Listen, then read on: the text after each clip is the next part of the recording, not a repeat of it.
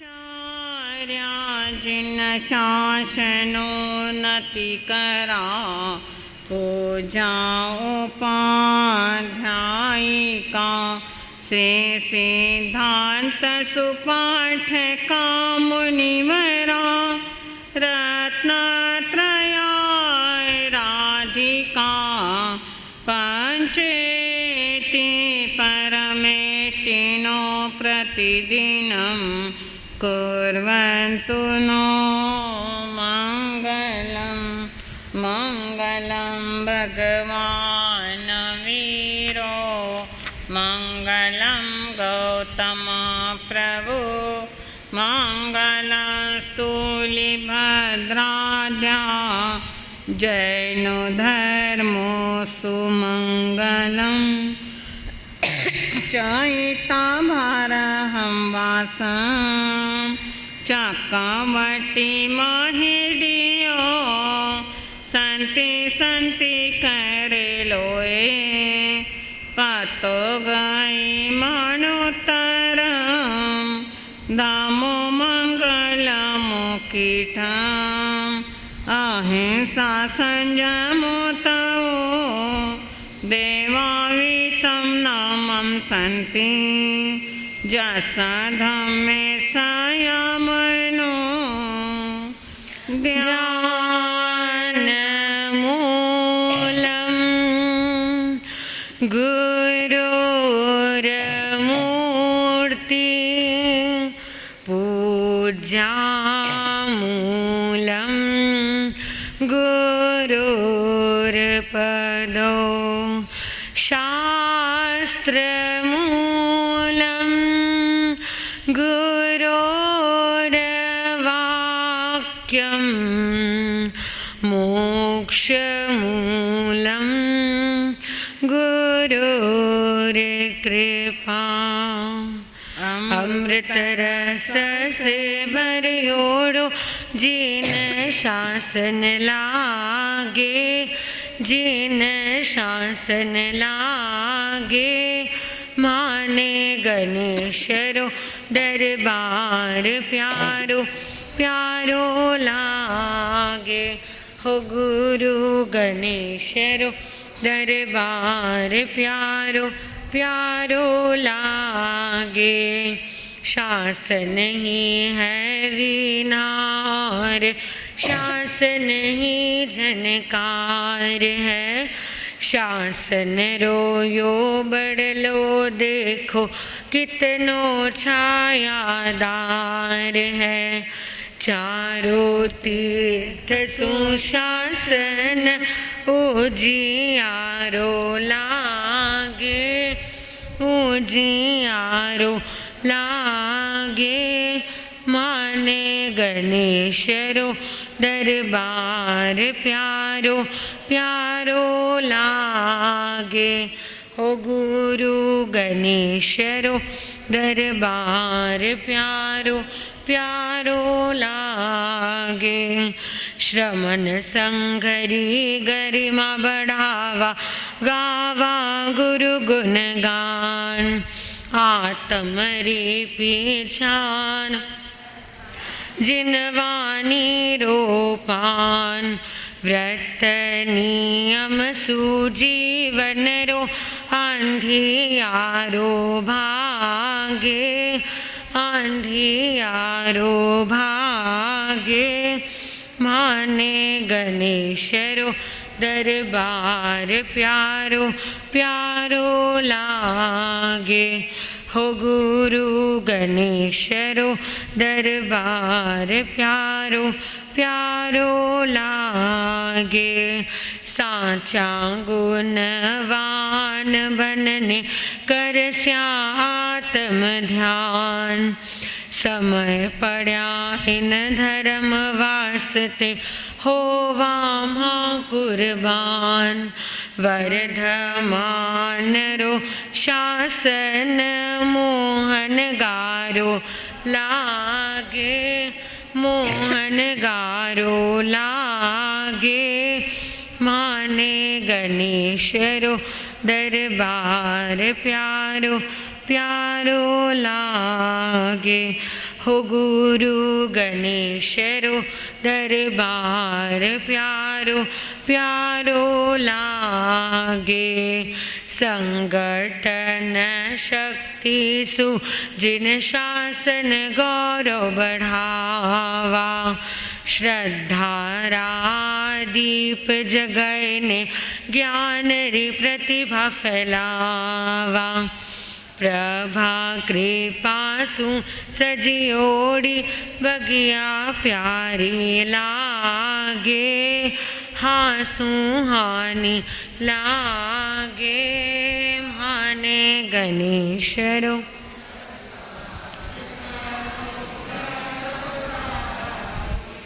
हो गुरु गणेश रो दरबार प्यारो प्यारो लागे। शासनेश श्रमण भगवंत महावीर स्वामी की सदा काल जय विजय हो। मेरे आराध्य दैवत जैन जन के वंदनीय श्रद्धा के केंद्र बिंदु कर्नाटक गजकेसी गौ तपस्वी पूज्य गुरुदेव गणेश लाल जी महाराज साहब, श्रवण सूर्या मरुधर केशी परम पूज्य श्री मिसिलाल जी महाराज साहब, महाराष्ट्र प्रवर्तनी ज्ञान गंगोत्री गुरणी साहब परम पूज्य श्री प्रभाकर जी महाराज साहब, इन समस्त स्वर्गस्थ दिव्यस्थ आत्माओं के 5 चरणों में भावपूर्वक वंदन नमस्कार। यहाँ पर विराजित श्रद्धे नौकार आराधिका परम पूज्य श्री प्रतिभा जी महाराज साहब, वर्धमान एम्बिल तपाराधिका परम पूज्य श्री प्रफुल्ला जी महाराज साहब आदि सभी पूज्यवरों के 5 चरणों में कोटिशा वंदन। धर्मानुरागी बंधुओं एवं सुशीलवती माताओं तथा बहनों, एम्बिल ओली का तीसरा दिन उदित हुआ है। अरियंत और सिद्ध की आराधना आचार्य जी जितने भी आज तक आचार्य हुए हैं उन सभी आचार्य भगवान को हमारा नमस्कार। आचार्य कौन होते हैं? जो 5 महाव्रत का पालन करने वाले हैं, 6 काय जीवों की रक्षा करने वाले हैं, 5 आचार पालने वाले, 5 समिति और 3 गुप्ती का आराधन करने वाले आचार्य होते हैं। 36 गुणों के धारक ये जितने भी आचार्य हुए हैं उन सबको हमारा नमस्कार हो। इस युग के प्रथम आचार्य कौन हुए? बोलो बहनों। श्रमण संघ के आचार्य आत्माराम जी हुए। और इस अवसरपर्णी काल में इस आर्य में कौन आचार्य हुए? सुधर्मा स्वामी प्रथम आचार्य कौन हुए? गंधर्वी हुए हैं और सुधर्मा स्वामी आचार्य, प्रथम आचार्य का नाम सुधर्मा स्वामी है। सुधर्मा स्वामी भगवान महावीर स्वामी के शिष्य सुधर्मा स्वामी थे, जो 5वें गंधर्वी है और प्रथम आचार्य भी है। जितने भी आचार्य हुए हैं उन सबको हमारा क्या हो? नमस्कार हो। इस प्रकार से आज आचार्य को वंदन किया जाता है। आज का एम्बिल किसका होता है? पीले कलर का होता है। पीले कलर के धान्य से आज एम्बिल किया जाता है। पीला कलर का आज महत्व होता है। बहुत सारे लोग ऐसे हैं कि जो एक कलर के हिसाब से, नहीं आ रही आवाज? आ रही है ना? कलर के हिसाब से एम्बिल करते हैं और अपनी साधना करते हैं। हम देख रहे हैं श्री पाल जी को कि जिन्होंने मैना सुंदरी और श्री पाल जी ने आराधना की, 9 पद की आराधना की, वह एम्बिल 9 दिन तक एम्बिल किए। सभी बोलेंगे श्री पाल नरेश्वर समया परमेष्टि नव पद प्रेम से श्री पाल नरेश्वर समर्या परमेष्टि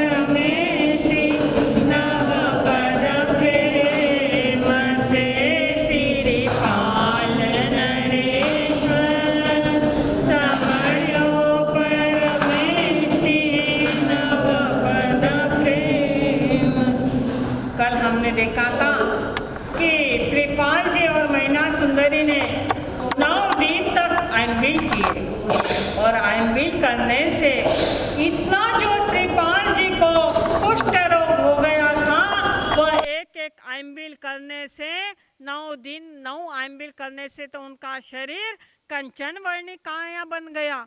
इतना सुंदर शरीर वह चमक गया, ऐसे नहीं लगा कि उनको कोई बीमारी हुई थी। इतने देखो कि ये 9 दिन के आयनबिल करने से हुआ है क्या?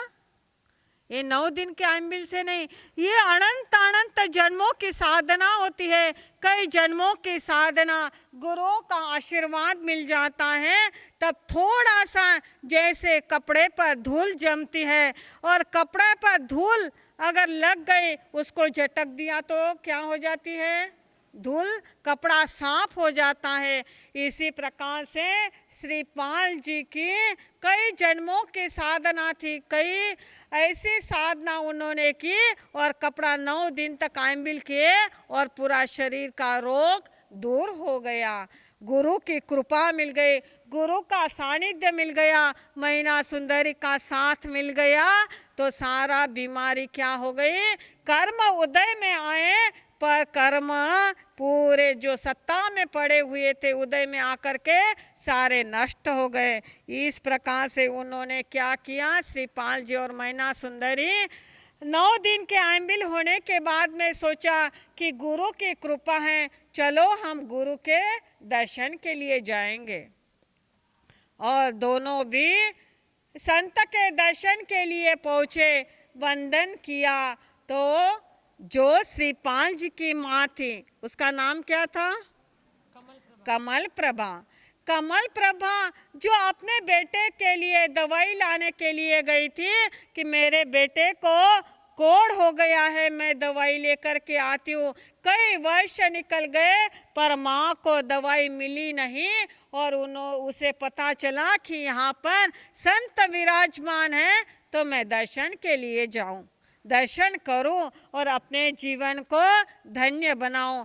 उस उद्देश्य कमल प्रभा वहाँ पर आई तो उसने क्या देखा कि माँ ने तो अपने बेटे को नहीं पहचाना, पर बेटे ने माँ को पहचान लिया कि अरे यह तो मेरी माँ है, और जा कर के चरणों में नमस्कार किया, प्रणाम किया, वंदन किया और देखा दोनों बातें कर रहे हैं। माँ मुझे ये, माँ ने कहा कि बेटा तेरा शरीर इतना अच्छा कैसे बन गया? तब वह श्रीपाल कहता है कि यह मैना के कारण से, यह तुम्हारी बहू है, इस बहू के उपकार है, इसके कारण से ही मैं आज इतना अच्छा बन गया। मैना ने भी अपने सासू के पैर छुए, बड़ी बातें की, बहुत खुश हो गए और तीनों भी जाकर के संतों के चरणों में वंदन वगैरह किया और सोचा कि सारी बातें होने के बाद में वह सेठ जी के यहाँ पर गए और सेठ जी ने कहा कि इतनी अच्छी बात हुई है, इतना अच्छा काम हुआ है, सारे नगर में क्या हो गई? चर्चा वार्ता फैल गई कि एक स्त्री के कारण से एक पुरुष का रोग, जो इतना खराब रोग था, वह सारे 9 दिन के आयनबिल से गुरु की कृपा से सारा खत्म हो गया। पूरे गांव में हर्ष का वातावरण छा गया, सारे लोग उनको देखने के लिए आए और सेठ जी ने कहा कि 9 दिन का आयनबिल का पालना तो मेरे यहाँ पर होना चाहिए, बिना पालना किए तो मैं तुम्हें नहीं जाने दूंगा। और धूमधाम से उन दोनों का पालना करवाया, सारे लोग आए, हंसी खुशी का वातावरण हुआ और कहा कि अब तो हमें, माता कहने लगी अब तो हमें यहाँ पर नहीं रहना है, और वापस वह संत के चरणों दर्शन करने के लिए गए। तब क्या हुआ कि ऐसा एक स्थान होता है, संतों का दरबार ऐसा होता है, संतों का सानिध्य ऐसा होता है कि जहाँ पर कहीं कहीं से लोग आ करके मिल जाते हैं, है ना? आप लोग भी यहाँ पर आते हो तो कोई कहाँ से आता है, कोई कैसे मिल जाता है। कई सालों से नहीं मिले हुए लोग भी संतों के सानिध्य में भेंट हो जाती है, मिल जाते हैं। ऐसे ही यह दर्शन के लिए गए, रोज का नियम इनका बन गया था कि एक बार गुरु के दर्शन किए बिना हम नहीं रहेंगे, तो रोज सुबह दर्शन के लिए जाते हैं। अब यहाँ मैना सुंदरी की माता, क्या नाम था? नहीं, मैना सुंदरी के माता का नाम रूप सुंदरी। अब रूप सुंदरी जब बेटी की शादी कर दी एक कोड़ी के साथ में, तो वह रूठ करके अपने पियर में चली गई कि मुझे अब इस पति के साथ में नहीं रहना, ऐसा निर्दयी पति के साथ में मैं अपना जीवन व्यतीत नहीं करूँगी। तो अपने पियर में आ गई। पियर में आई तो उसे भी पता चला कि यहाँ पर संत विराजमान है, मैं दर्शन के लिए जाऊँ। और वह भी दर्शन के लिए आई तो उसने रास्ते में से ही देखा कि अपनी बेटी मैना सुंदरी कोई एक सुंदर पुरुष के साथ में घूम रही है, वह बातें कर रही है। अरे उसे तो इतना गुस्सा आया, इतना गुस्सा आया, अरे यह तो कुल कलंकनी है, इसने मेरे कुल का नाश कर दिया है, अरे मेरे कुल को दाग लगा दिया है। ऐसी बड़बड़ बड़बड़ करने लगी। तब वह कमल प्रभा, जो कौन थी? बहन जी थी। बहन जी थे, वह सामने आई कि सोचा कि ये रिश्तेदार है, कोई ये माँ दिख रही है। तब वह आगे गई और कहा कि आप ऐसा मत कहो, तुम्हारी बेटी ने कुछ नहीं किया है, बहुत अच्छा काम किया है। अरे तुम्हारी बेटी जैसी तो इस संसार में कोई नहीं है, इतना अच्छा इसने काम किया है। जिसके साथ में तुमने अपनी बेटी की शादी की थी वही तुम्हारे जवाई है, ये पर पुरुष के साथ में नहीं घूम रही है। तुम ऐसा मत कहो, चलो हम बातें आपको सारी बात बताते हैं। और वह सारी बातें कहने लगे, ऐसा ऐसा है, इसके कारण से ही, संतों की कृपा के कारण से इन दोनों ने साधना की 9 दिन और इसका रोग पूरा दूर हो गया। जैसे ही माता ने सुना तो वो तो हर्ष से भाव विभोर हो गई। अरे बाप रे, मेरी बेटी आज समझ में आया कि धर्म क्या नहीं कर सकता है। अरे बेटी आज सच हो गया है, बेटी क्या होती हैं? आप कर्मी होती हैं, बाप कर्मी नहीं होती हैं। सभी ने हंसी खुशी का वातावरण हो गया, सब खुश हो गए।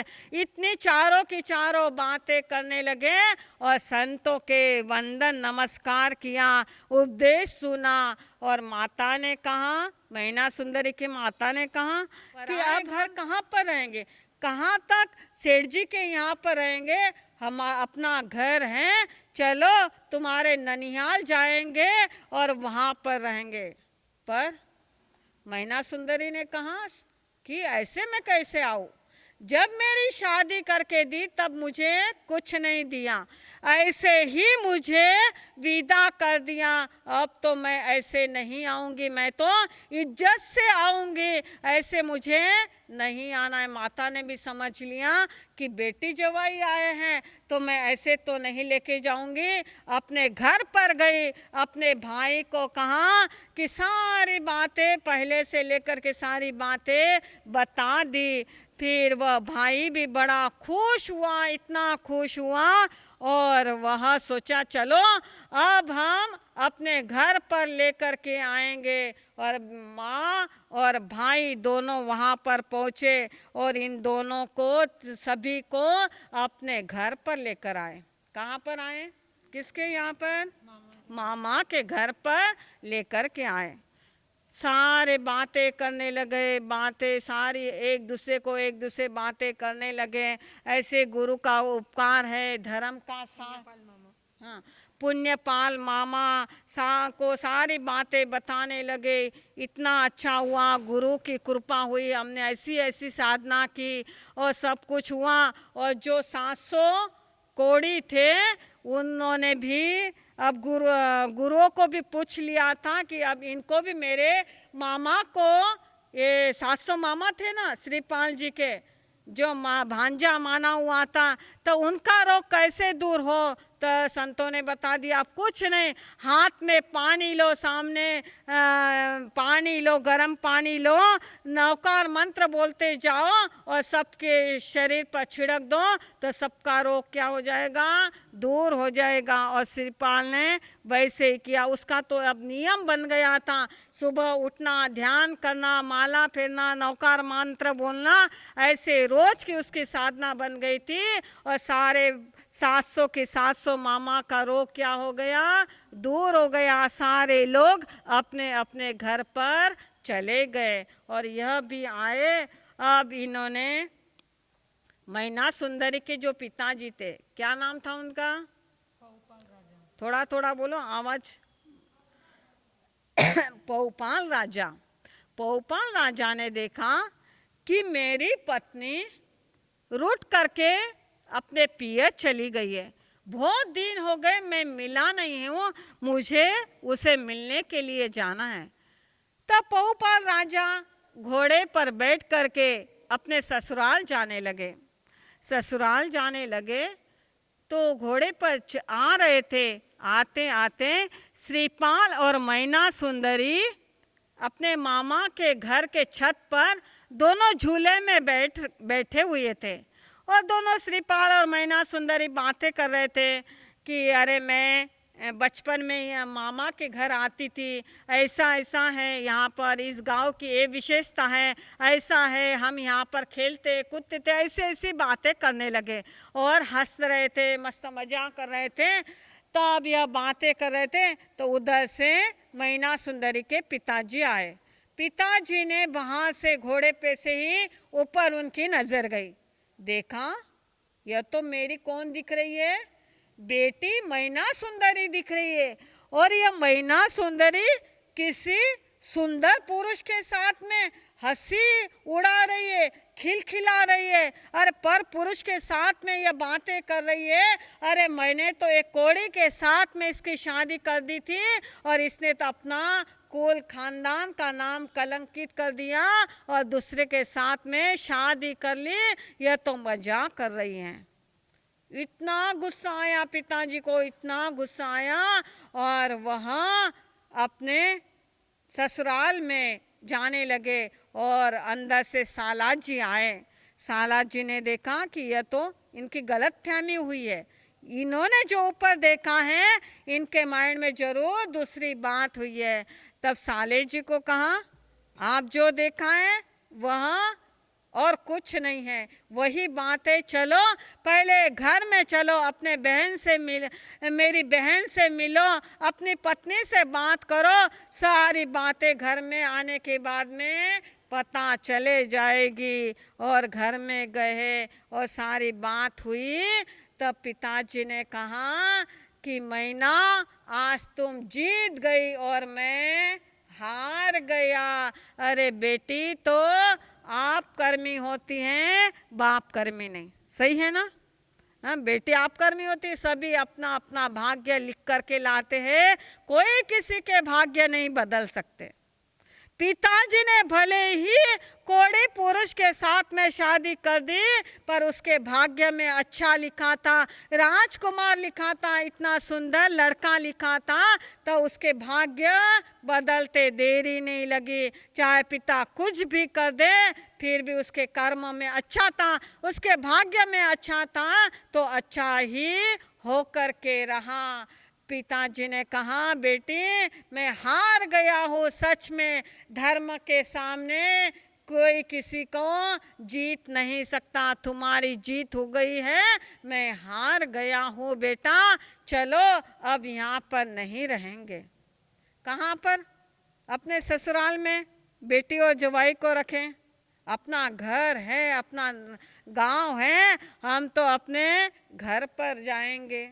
मैना सुंदरी ने तो कुछ नहीं कहा कि ऐसे कैसे, जो पिताजी ने एक तंतु का तार नहीं दिया था, एक साड़ी नहीं दी थी एक्स्ट्रा, और ऐसे ही विदाई कर दी थी। सारी दुनिया थूक रही थी, कुछ कुछ बातें कर रही थी कि ये मैना सुंदरी के भाग्य कैसे है, कैसे इसने भाग्य लिखे हैं कि एक कोड़ी के साथ में इसकी शादी हो गई, धिक्कार रहे थे, और मैं कैसे तुम्हारे यहाँ पर ऐसे ही आ जाऊँ। पिता ने समझ लिया कि मैं अपने बेटी जवाई को ऐसे नहीं लेके जाऊंगा, सारी दुनिया को बता दूंगा कि बेटी आप कर्मी होती हैं, बाप कर्मी नहीं होती है। घर पर राजा जी गए और वह माता भी गई, पूरे नगरी को इतना सजाया, इतना सजाया, पूरे गांव में यही बात फैल गई कि जिस मैना को ऐसे ही विदा किया था, आज वह एक देवी बन गई है। इतनी अच्छी उसने नाम कमा लिया है, ऐसी साधना की, वह तो साक्षात देवी का स्वरूप है। अपने पति का रोगों को दूर कर दिया है, और वही बेटी और जवाई गांव में आ रहे, सारे नगरी को सजाया और सारे लोगों को आमंत्रित कर दिया कि सारे लोग हमारे यहाँ पर ही खाना खाएं। सभी को बुलाया, हर्ष खुशी का वातावरण छा गया, और यहाँ रथ में बैठ करके श्रीपाल और मैना सुंदरी उनका जुलूस निकाला गया। हर्ष हर्ष की ध्वनि चालू हो गई, सब खुश हो गए और खुशी से उनका स्वागत किया। पूरे गांव में एक ही बात कि यह तो देवी का स्वरूप है, इसने इतना अच्छा काम किया है, जिसके लिए थोड़े दिन पहले की तो बात है, हम मैना के लिए कितना रोए थे, कितना आंसू बहाए थे, और आज इसका शरीर कितना अच्छा हो गया है। वह तो बड़े खुश हो गए। इस प्रकार से वहाँ पर बेटी और जवाई क्या करने लगे, रहने लगे। अब जवाई बनकर रह रहे हैं, कितना आओ भगत राजा के जवाई, और वह इतने अच्छे, इतनी साधना उन्होंने की, इतना नाम कमाया। अब तो जवाई को नीचे रहने का काम ही नहीं, सब श्रीपाल जी मैना सुंदरी कहने लगते। इतने हर दिन लोग मिलने के लिए आते, बड़े खुशी से वहाँ रहने लगे। अब ऐसे करते करते क्या हुआ, जैन धर्म प्रभाव आज मम मिला सकल सुख साज, करे प्रेम वे श्रीपाल से पोपाल महाराज हो, श्रीपाल नर पद प्रेम से श्रीपाल नरेश्वर, समर्यो परमेष्टि नव पद प्रेम से श्रीपाल नरेश्वर, समर्यो परमेष्टि नव। घूमना फिरना ऐसे चल रहा था। अब घर में रोज रोज श्रीपाल जी को रहना, खाना पीना तो डाइजेशन बरोबर नहीं होता था।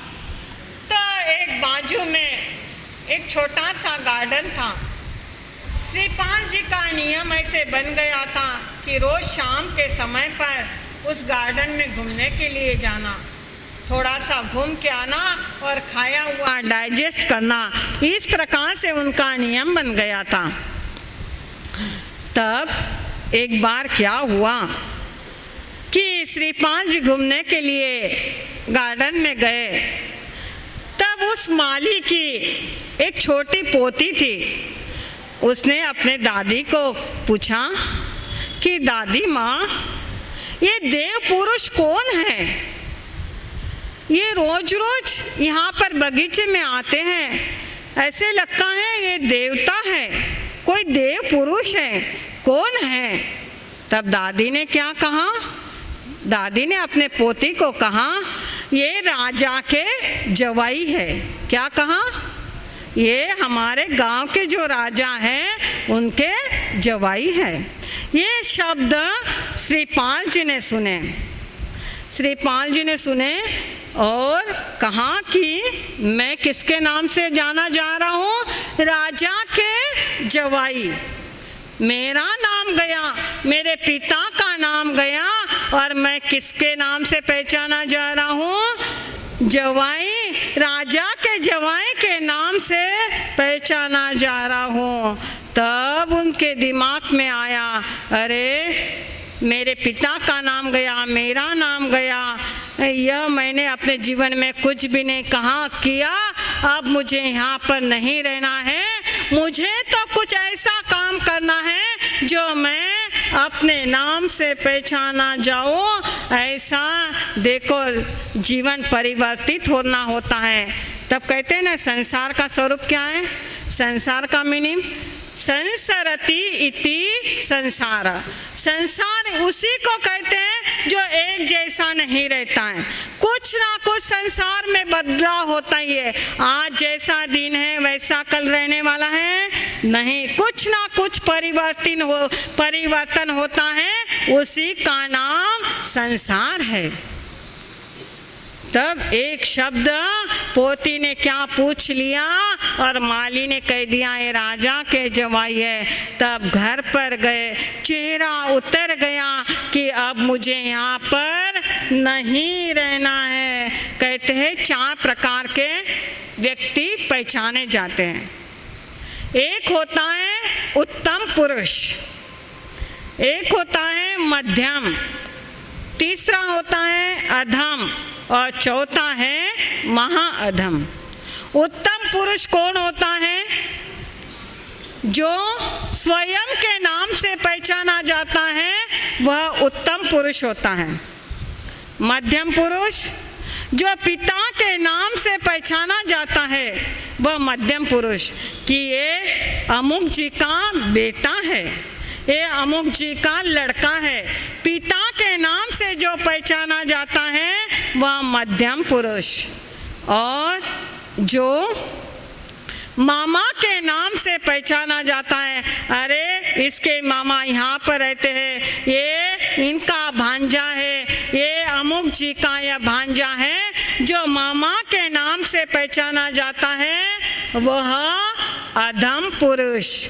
और जो ससुराल के नाम से पहचाना जाता है, ये अमुक का जवाई है, इसके ससुर जी यहाँ पर रहते हैं, अमुक गांव का जवाई है, वह जो नाम से पहचाना जाता है वह कौन है?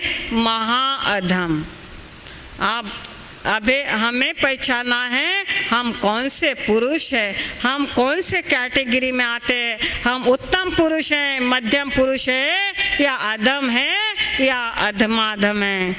वह श्रीपाल जी ने सोच लिया मैं जवाई के नाम से, राजा के जवाई के नाम से पहचानूं, ऐसे तो मुझे अपना जीवन नहीं जीना है, मुझे यहाँ पर नहीं रहना है, मुझे कुछ करना है। और घर पर गए, घर पर जाते ही श्रीपाल सुन चौकाधिक मम ससुर नाम पहचाने, पिता नाम तो गुप्त हुआ है, उनको कौन जाने हो।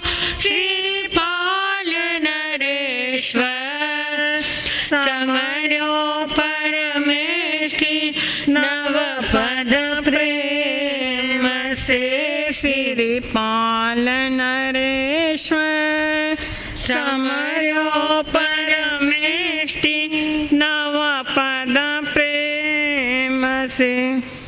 श्रीपाल जी अपने घर पर ससुराल में पहुँचे, चेहरा उतर गया।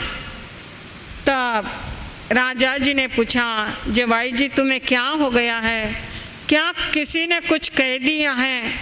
कोई तुम्हारा अपमान किया है? क्या हुआ है मुझे बताओ।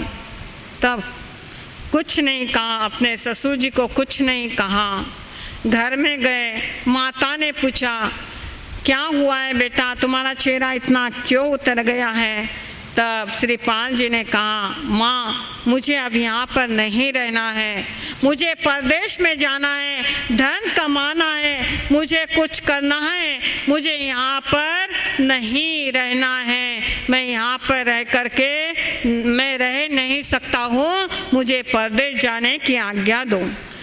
माता कमल प्रभा ने कहा कि बेटा यहाँ पे रहकर करो, तुम्हें जो भी पैसा कमाना है, जो करना है वह यहाँ पे रहो, नहीं तो तुम्हारी नगरी चंपापुरी पर राज्य करो, वहाँ पर युद्ध करो अपने काका के साथ में और वहाँ पर जाओ। पर श्रीपाल जी ने कहा कि नहीं माता, मुझे यहाँ पर नहीं रहना है। माता ने कहा कि मैं तुम्हारे साथ में, तुम्हें जाना हो तो भले ही जाओ, पर मैं तुम्हारे साथ में आऊँगी। तब श्रीपाल ने कहा कि नहीं माता, तुम्हें लेके जाऊंगा तो मेरा पूरा समय तुम्हारा ध्यान रखने में जाएगा, तुम यहीं पर रहो, मैं वापस आता हूँ। फिर मैना सुंदरी के पास में गया, उसे कहा मुझे यहाँ पर नहीं रहना है, मुझे जाना है। तो मैना सुंदरी ने कहा मैं आपके साथ में आऊँगी, आप जहाँ पर भी जाओगे मैं आपके साथ में आऊँगी। जैसे सीता राम के साथ में वनवास के लिए जा सकती हैं, तो मैं भी आपके साथ में क्यों नहीं आ सकती, मैं भी आऊँगी। पर श्रीपाल ने उसको भी समझा दिया। इस प्रकार से वह वहीं पर रहने के लिए कहा। मैना सुंदरी ने कहा कि आप जा रहे हो, परदेश में जा रहे हो, पर वहाँ पर आपको अनेक लड़कियाँ मिलेगी, कई लोग आपको जवाई बनाएंगे। आज के जैसा ज़माना नहीं, पहले तो कितनी भी शादियाँ होती थी और आप इतने सुंदर हो दिखने में, कोई भी अपनी बेटी देने के लिए तैयार हो जाएगा और तुम वहीं पर रह जाओगे, मुझे भूल जाओगे। इस प्रकार से मैना सुंदरी अपने पति को कह रही है, तब तुम वापस कब आओगे मुझे कहो, अगर उस दिन आप नहीं आओ तो शुभागमन कब होगा प्रीतम, यह तो भला बतलाओ, दासी को दर्शन कब होगा, कृपा कर फरमाओ, श्रीपाल नरेश्वर समर्यो परमेश्वर, नव पद प्रेम से श्रीपाल नरेश्वर समर्यो परमेश्वर, नव पद प्रेम से। मैना सुंदरी ने कहा बोलो आप वापस कब आओगे, कैसे आओगे। तब श्रीपाल जी ने कहा कि वह 12 बरस के बाद में जो सप्तमी आएगी, आसो सुदी सप्तमी आएगी, उस समय पर मैं तुम्हें आकर के मिलूँगा। पहली शुक्ल अष्टमी के दिन मैं तुम्हें आकर के मिलूँगा। कितने वर्ष के बाद में? 12 वर्ष के बाद में जो शुक्ल सप्तमी आएगी, अष्टमी सप्तमी लेते हैं,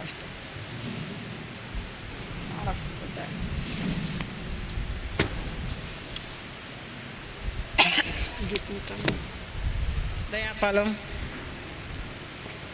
12 बरस के बाद में जो शुक्लाष्टमी आएगी, उस दिन मैं तुम्हें आकर के मिलूँगा। तब मैना सुंदरी ने कहा उस दिन अगर नहीं आए, अष्टमी की नवमी हो गई तो मैं इस संसार में नहीं रहूँगी, मैं दीक्षा ले लूँगी। इस प्रकार से वचन दिया है।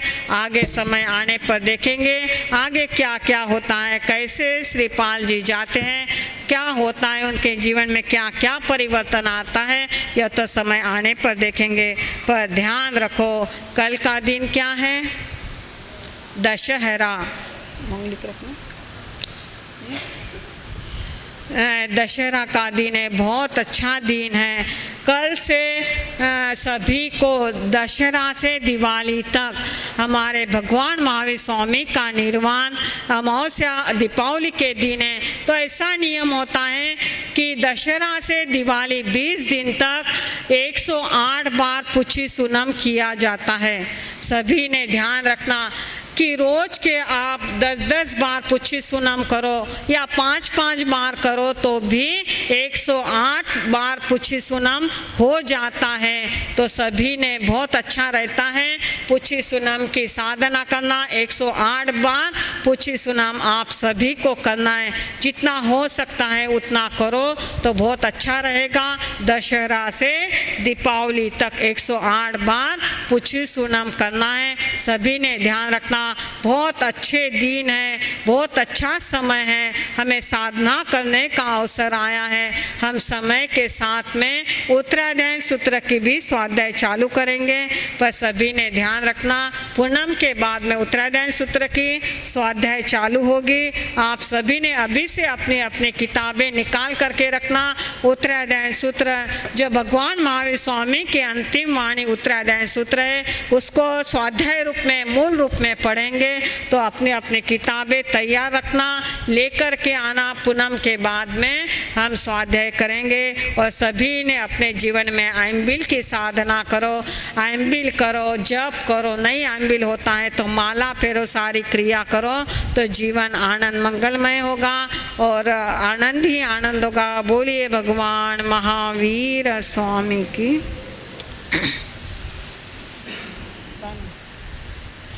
एक मिनट है। महामंत्र प्यारा हमारा नवकार है, महामंत्र प्यारा हमारा नवकार है।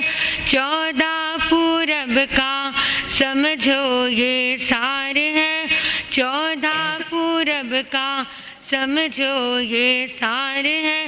महामंत्र प्यारा हमारा नवकार है, महामंत्र प्यारा हमारा नवकार है। 5 पद प्यारे हैं अक्षर 35 जी, 5 पद प्यारे हैं अक्षर 35 जी।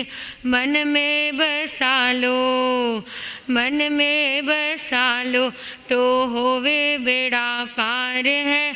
मन में बसा लो तो होवे बेड़ा पार है। महामंत्र प्यारा हमारा नवकार है, महामंत्र प्यारा हमारा नवकार है।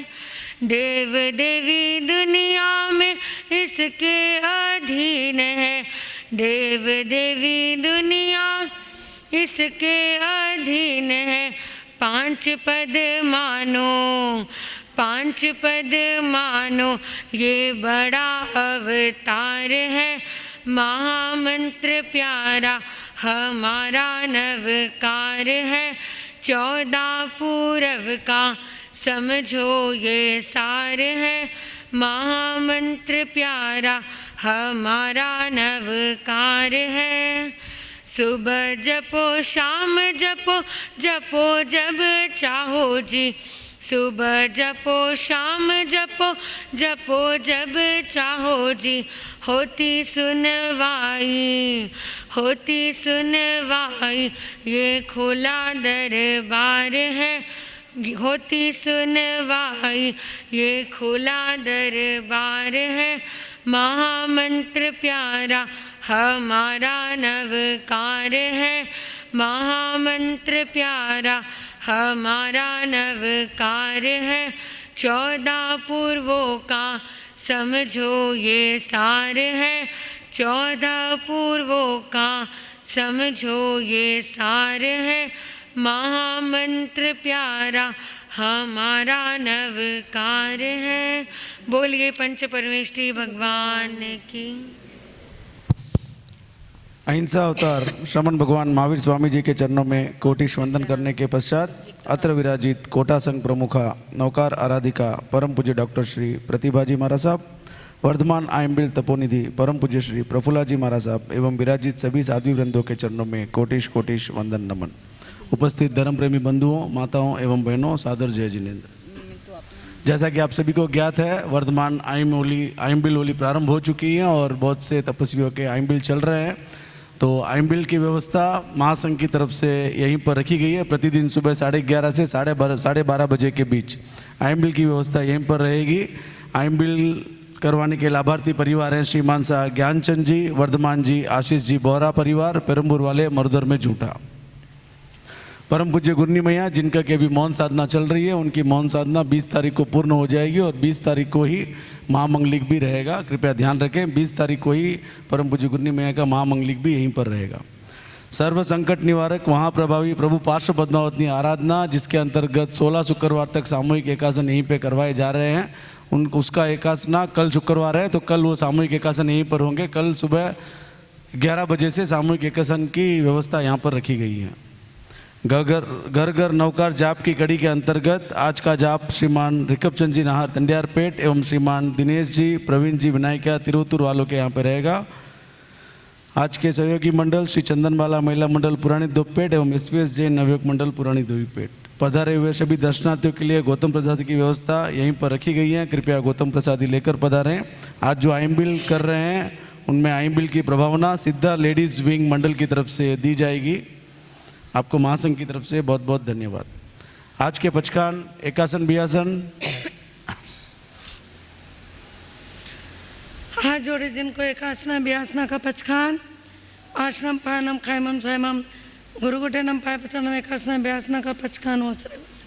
आइम्बिल गुरुदेव की आज्ञा से, गुरु जी महाराज साहब की आज्ञा से आइम्बिल का पचकान आश्रम पानम खायमम स्वयं 5 बीघे डालकर आमिल का पचकान उपवास ऐसा कि नहीं? उपवास और कोई भी तपस्या है कि नहीं? श्री गुरु गणेश अष्टकम। नैव भाति अखिलेषु महामुनीषु ख्यातो जगत्सुकरनाटककेशरीव प्राप्तं तु गौरवपदं श्रीतपो विभूतिपूज्यम् गुरुराजमहं नमामि तुभ्यं नमः सकलविघ्नविदारकाय तुभ्यं नमः सकलसौख्यप्रदायका तुभ्यं नमः पतितपावनाय पूज्यं गणेश गुरुराजमहं नमामि तुभ्यं नमः भविभवो ददितारणाय तुभ्यं नमः गहनज्ञानप्रदायकाय तुभ्यं नमः सकलप्रासुरक्षणाय पूज्यं गणेश गुरुराजमहं नमामि तुभ्यं नमः सततखद्दरधारकाय परमसंयमपालकाय तुभ्यं नमः सरलमार्गप्रदर्शका पूज्यं गणेश गुरुराजमहं तुभ्यं नमः करुणस्तोत्रस तुभ्यं नमः शतसहस्रगुणाधिकाय तुभ्यं अभयदानप्रदायकाय पूज्यं गणेश गुरुराजमहं नमामि विकलपन्थविभञ्जनाय तुभ्यं नमः विषयभोगप्रहारकाय तुभ्यं नमः निरतध्यान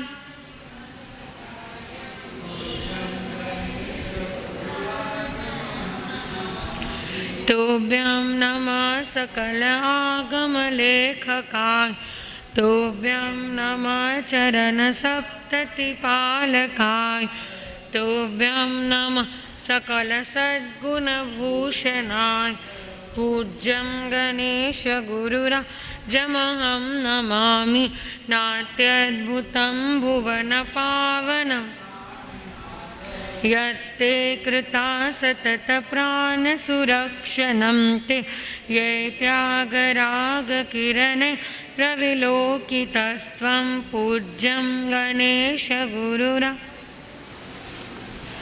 श्रद्धांजलि मया दत्ता कर्नाटक गजकेशरी मानकुमार्या सुशिष्या प्रभाख्या क्रम सेविका।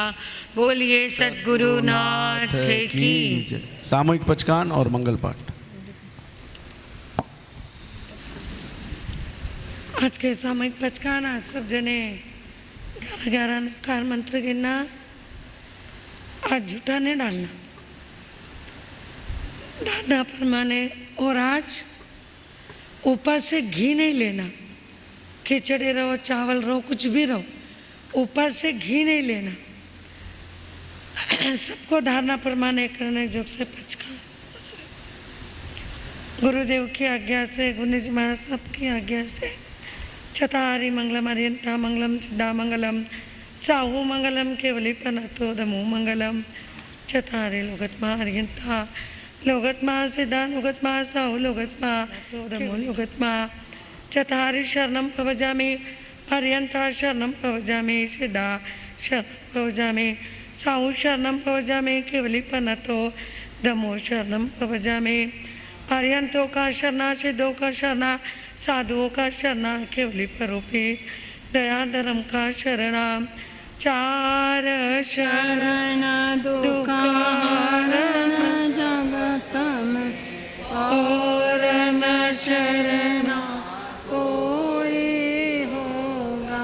जो भव्य प्राणी करे आराधन उसका अचर अमर पद होगा, उसका सदा ही मंगल होगा। अंगुष्ठे अमृत बसे लब्धि धना भंडार। श्री गुरु गौतम समरिये मन वांछित फलद। भावे भावना भाविये भावे दीजे दान। भावे धर्म आराधिये पावे केवल ज्ञान। पावे पद तिखु तो आयाहीनम पयाहीनम करेमि वंदामि नामं सामि सक्कारेमि सम्मानेमि कल्याणं मंगलम। देव्यं चेयं पज्वा स्वामी मथे 3 दिन तिखु तो आयाहीनम पयाहीनम करेमि वंदामि नामं सामि सक्कारेमि सम्मानेमि कल्याणं मंगलम। देव्यं चेयं पज्वा स्वामी मथे तिखु तो आयाहीनम पयाहीनम करेमि वंदामि नामं सामि सक्कारेमि सम्मानेमि कल्याणं मंग। देव्यं चेयं पज्वा स्वामी मथे नंदम। सब लोग एक बार जयकारा बोलेंगे। बोले शासन नायक श्रमण भगवान महावीर स्वामी की। राष्ट्र संत आचार्य सम्राट श्री आनंद ऋषि जी महाराज साहब की। कर्नाटक गज केसरी गौर तपस्वी गुरुदेव श्री गणेशी लाल जी महाराज साहब की। श्रमण सूर्य मुर्दर केसरी श्री मिश्रीमल जी महाराज साहब की। दक्षिण केसरी गौर तपस्वी श्री मिश्री लाल जी महाराज साहब की। वर्तमान आचार्य प्रवर डॉक्टर श्री शिव मुनि जी महाराज साहब की। युवाचार्य प्रवर श्री महेंद्र ऋषि जी महाराज साहब की। महाराष्ट्र प्रवर्तिनी ज्ञान गंगोत्री श्री प्रभा कंवर जी महाराज साहब की। आप थोड़ा साइड में आ जाओ साहब प्लीज, बाद में बोल जाओ, आप बाद में बात कर जाओ। कोटा संघ प्रमुखा दक्षिण सेनी नौकार आराधिका परम पूज्य डॉक्टर श्री प्रतिभाजी महाराज साहब की। वर्धमान आइम्बिल तपोनिधि श्री प्रफुल्ला जी महाराज साहब की। श्रमण संघ की सभी साधु साध्वियों की, जैन धर्म की, आज के आनंद की।